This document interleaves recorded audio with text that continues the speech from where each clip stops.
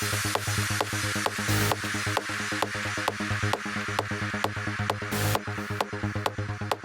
guys, what's up? I'm Armin Van Buuren from the Netherlands. I'm here in San Francisco to play Ruby Sky tonight and been a professional DJ, well, what's professional? Started with an agent in '99 and grew from there. And still going strong, I have my own label, my own radio show, and touring the world like there's no tomorrow. For me, the main focus has never been to become #1 DJ in the world. It's not like I wake up looking, okay, what do I have to do to become #1 DJ, or what do I have to do to make more money? I can honestly say with hand on my heart, I've never done it for that reason. I've always done it with, pure passion for music. I come from the old school way of DJing. I come from syncing up my records myself. When I do my radio show, I use Ableton. But I just feel like, for me, I love to sync up my tracks and actually mix live. For me, that is what I enjoy the most. I DJ with CDJ 2000s, basically from a USB key. I have my laptop on stage to communicate with front of house. We use iChat to communicate about the tracks that I have that have visuals. All my tracks are synced up with visuals. That means I have a DJM 200 mixer, CDJ 2000s next to it, and I have another set of CDJ 2000s next to that. And of these two outer CDJs, I run timecode signal, SEMT, and the timecode signal goes to front of house and backstage and everywhere. For most of my tracks, I have visuals made, and then the visual guy can mix it up in his VJ show. So I warn him like 10 minutes in advance, hey, I'm going to play this track. So in his visual show, my visual guy can adjust. He can say, okay, he's going to play that track. I think it's a really cool thing if you DJ with Ableton Live. And I know how to do it, but it wouldn't be creatively interesting for me, because you're just pressing knobs and starting loops and everything will be in sync, and then you use your effects. I mean, for me that is not creatively interesting, but who knows, in the future I will think differently. I thought I would never give up vinyl. I was one of the last ones to give up vinyl back in 2005. But now I really see the advantage. The only disadvantage of not playing from vinyl anymore is that you're never done with your set. You're never done editing, you're never done making mashups, you're always on your laptop making edits.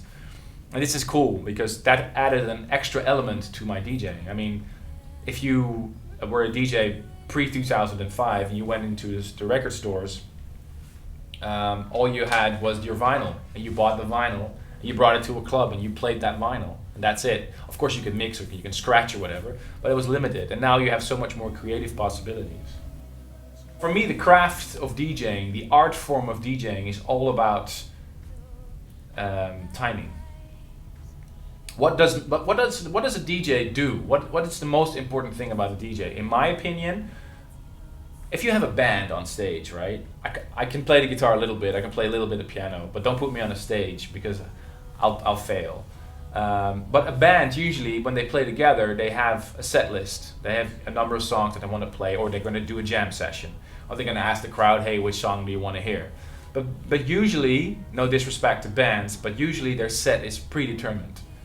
With a DJ, any sound that's ever been recorded, including the audio of this interview, can be used to mix, right? So, and I think that's an incredible thing, think about it, and that's the way I see DJing. Any sound that's ever been captured on vinyl, on CD, on MP3, any sound you can use to create something on the dance floor.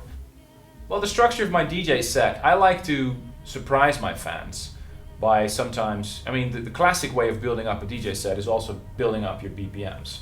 That's usually what I do with my radio show, but not always. I think it's interesting to all of a sudden drop your tempo. That's what I did at the last Armin Only tour.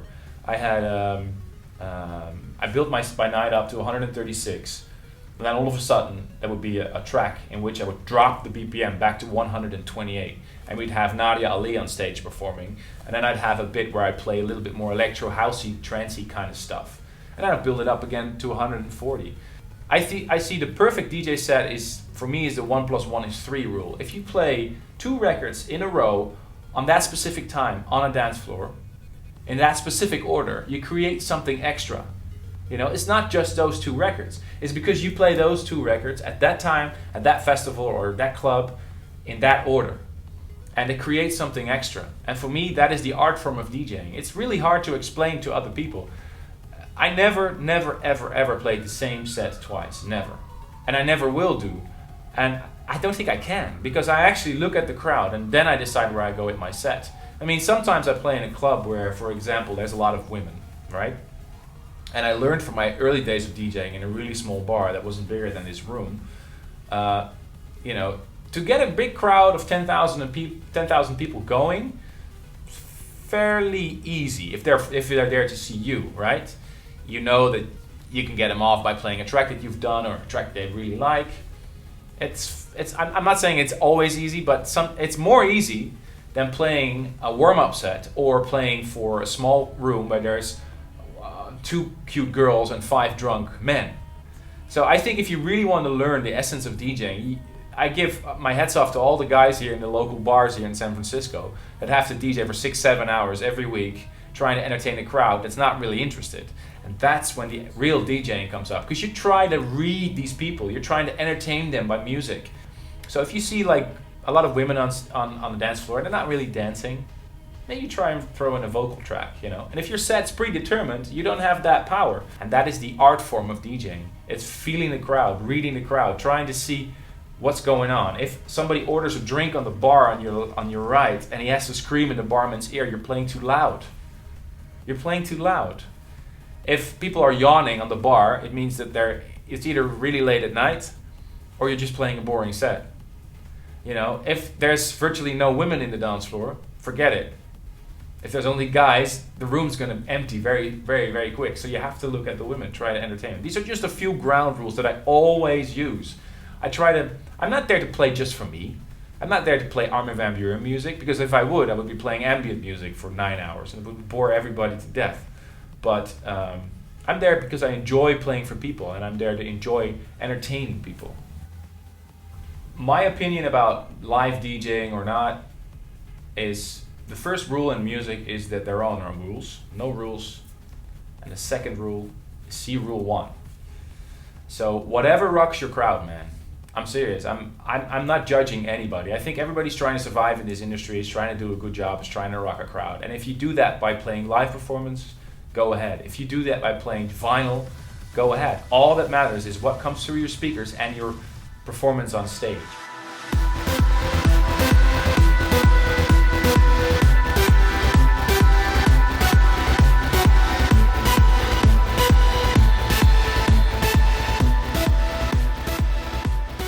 I just want to say to every aspiring DJ, keep it up. I think the most important thing is to find your own style in music.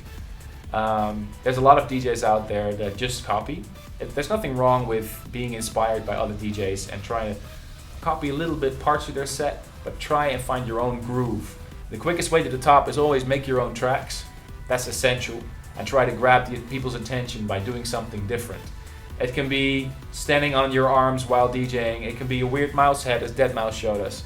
It can be a really great epic vocal track that everybody's playing. But try to think of something that nobody's done before.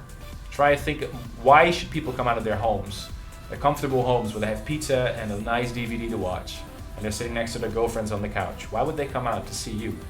And if you can explain that reason to me in 2 sentences, then I think you can make it. Good luck.